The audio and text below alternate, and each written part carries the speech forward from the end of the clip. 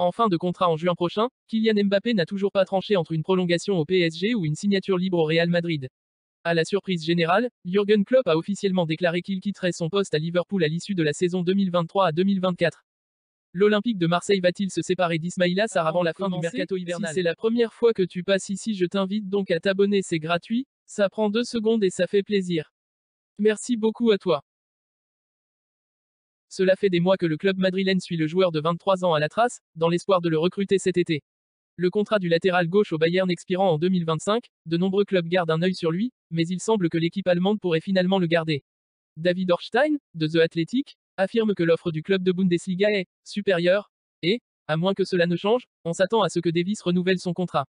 Davis est, et a été pendant des années, l'un des meilleurs latéraux gauche du monde et il reste un joueur clé pour le club de Bundesliga.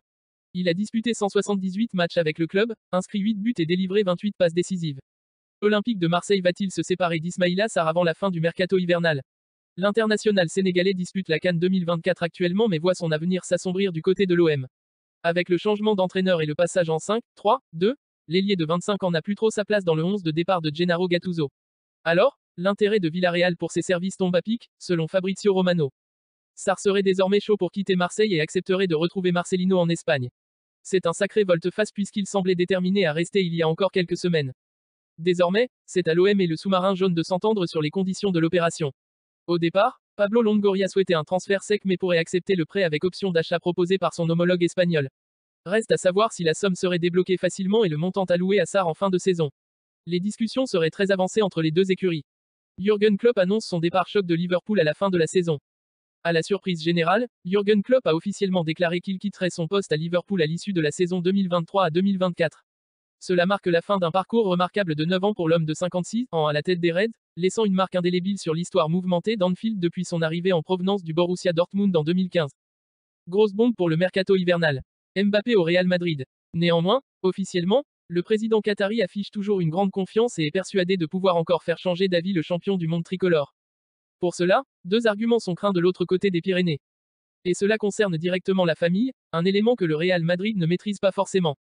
Il y a tout d'abord sa mère, qui négocie pourtant avec le club espagnol, mais rêverait de voir son fils continuer l'aventure au PSG pour être le premier à remporter la Ligue des Champions avec son club de cœur.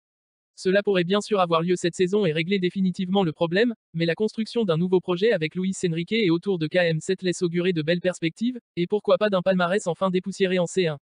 Un accord a été annoncé entre le clan Mbappé et le Real Madrid, même si rien n'a été confirmé depuis. Le PSG ne s'active pas forcément beaucoup pour le garder, même si Paris a quelques atouts secrets. Le Real Madrid ne veut pas fanfaronner, mais le club espagnol pense bien toucher au but dans son ambition de faire signer Kylian Mbappé, derrière lequel il court depuis plus de 6 ans. Les dernières informations en date font état d'une confiance grandissante du côté de la Casablanca, tandis que des médias français assurent qu'un accord oral a déjà été trouvé, et qu'il est soumis à la validation de Kylian Mbappé en personne dans les prochains jours. De son côté, le PSG semble pessimiste à ce niveau, et Nasser Al-Khelaifi, en dehors de quelques sorties théâtrales dans les médias, ne s'agiterait pas tant que ça pour négocier avec son international français.